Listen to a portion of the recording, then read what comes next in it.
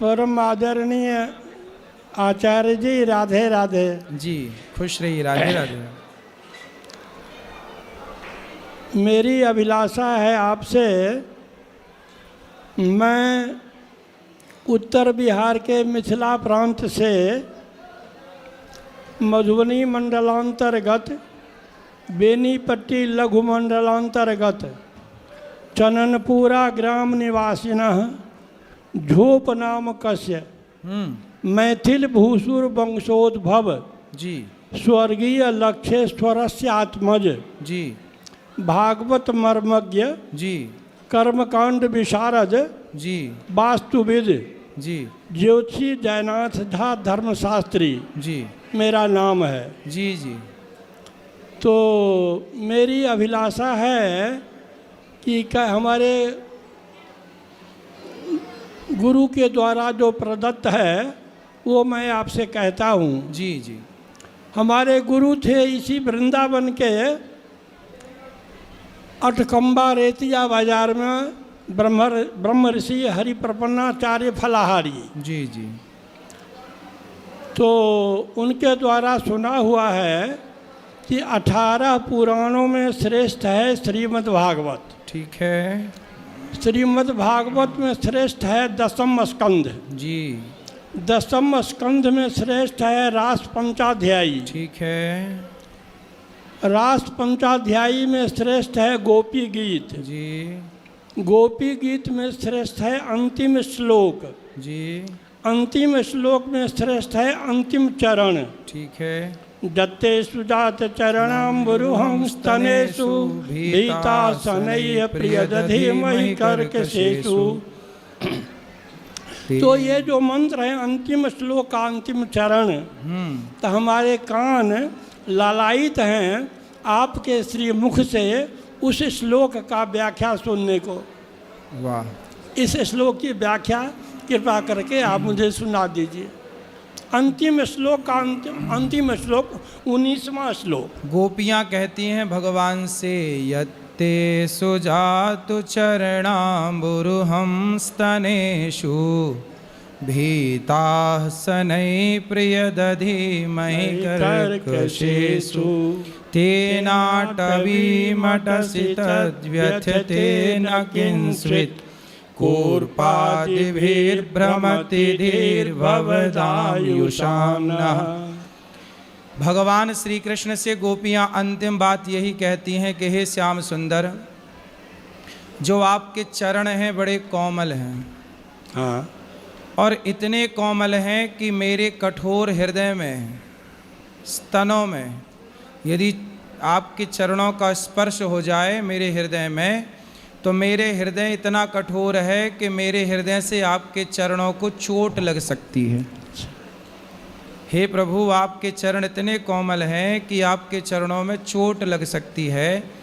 तो हे प्रभु, ऐसे कोमल चरण लेकर के आप बन बन डोल रहे हैं। मुझे इस बात का दुख नहीं है कि आप मुझे छोड़कर चले गए, मुझे दुख इस बात का है कि आपके चरणों में चोट लग जाएगी। ये वन बड़ा निर्दयी है, ये वन बड़ा कांटों कंकड़ों से भरा हुआ है और आपके चरण बड़े कोमल हैं।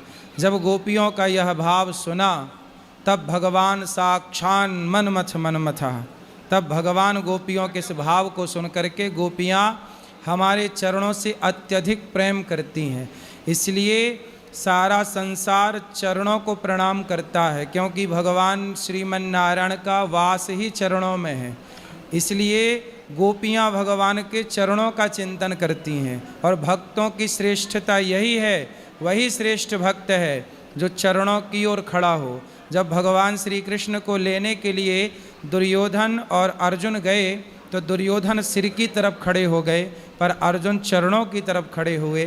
तो ये बात सिद्ध हो गई कि जो प्रभु के चरणों से प्रेम करता है भगवान उसके लिए प्रकट हो जाते हैं, जैसे गोपियों के लिए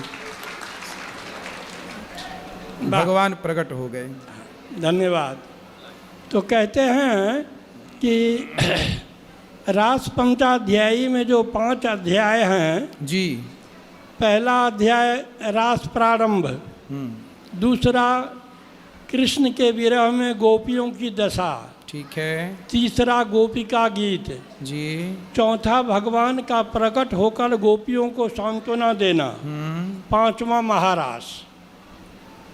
रोती रोती गाती है और गाती गाती रोती है, उसे ही गोपी गीत कहते हैं। बिल्कुल। ऐसे तो भागवत में 5 गीत हैं जी लेकिन उसमें श्रेष्ठ गीत है गोपी गीत। जी। तो आपके उत्तर से हमारा हृदय गदगद हो गया, बड़े प्रसन्न हुए। रोज 12 महीना जंगल 2 में आपकी कथा में 7 से 10 सुनता हूँ रोज। जी जी 12 महीना। हाँ। जी आप बड़ी कृपा करते हाँ। हैं। आप तो खुद इतने विद्वान हैं पर दास को सुन करके ये दास का मान बढ़ाते हैं आप। इसलिए मैं गदगद आत्मा से, आप हमारे पुत्रवत हो जी जी तो मैं आपको आशीर्वाद देना चाहता हूँ। बिल्कुल। आयु द्रोण सुते श्रियो दशरथे शत्रुक्षयं राघवे ऐश्वर्यं नौखे गतिश्च पवने मानं च दुर्योधने शौर्यं शांतनवे बलं हलधरे सत्यं च कुंती सुते विज्ञानं विदुरे भवन्तु भवतः कीर्तिश्च नारायणे। स्वस्त्यस्तु ते कुशलमस्तु चिरायुरस्तु गोवादि हस्ति धन धान्य समृद्धिरस्तु ऐश्वर्यमस्तु बहुपक्ष महोदयस्तु वंशो सदैव भवतांग हरिभक्तिरस्तु। जय हो। गुरु जी के चरणों में दास का कोटि कोटि दंडवत प्रणाम। अच्छा, अब एक हमारा आपसे कुछ कामना है जी। वो कामना ये है, आपसे हम कुछ सहयोग चाहते हैं। क्या? अच्छा, वो सहयोग आर्थिक सहयोग नहीं है। बताएं, आप आज्ञा करें। प्रश्न थोड़ा भारी तो है। आप आज्ञा करें। मैं आपको बता चुका कि मैं धर्मशास्त्री हूँ जी। तो हमारे धर्मशास्त्र कहते हैं हाँ कि आमिषं निम्ब पत्राणि उष्णवारी तथा स्त्रियः सप्त जन्म भवेत कुष्ठी भुक्ता च रविवासरे। आप तो स्वयं विद्वान हो, आम जनताओं के लिए मैं इसका अर्थ पदार्थ भी कहता हूँ। जी। आमिष वस्तु का भोजन, आमिषं नीम के पत्तों का सेवन, उष्णवारी गर्म पानी का उपयोग करना, स्त्री से मिथुन करना, उष्णवारी तथा स्त्रियः सप्त जन्म भवेत कुष्ठी भुक्ता च रविवासरे। रविवार के दिन में इतने काम करने वाले 7 जन्म तक कुष्ठ रोग से पीड़ित रहते हैं। ये हमारा सरोज सुंदर नाम का धर्मशास्त्र है, वो कहते हैं। ठीक है। निर्णय सिंधु, सूर्य सिद्धांत, सिद्धांत शिरोमणि, कृत्यसार, मनुस्मृति, 7 ठो धर्मशास्त्र हम पढ़ चुके आद्योपांत। तो क्षौरं तैलं गर्म जल स्नानं मांसादि निशि भोजनम रति मध्याह्ने स्नानं च रवौ सप्त विवर्जयेत। ये मनुस्मृति धर्मशास्त्र का कथन है जी। रविवार के दिन में क्षौर नहीं कराना चाहिए, तेल नहीं लगाना चाहिए, गर्म जल से स्नान नहीं करना चाहिए जी। मांस मांस इत्यादि नहीं खाना चाहिए, रात में भोजन नहीं करना चाहिए जी। संभोग नहीं करना चाहिए जी। मध्याह्न काल में स्नान नहीं करना चाहिए जी। क्षौरं तैलं गर्मजल स्नानं मांसादि निशि भोजनम रति मध्याह्ने स्नानं च रवौ सप्त विवर्जित। लेकिन आज क्या दिखता है, आजकल ऐसा दिख रहा है कि ये जितने भी वर्जित काम हैं ये टोटल के टोटल काम लोग रविवार को ही करते हैं।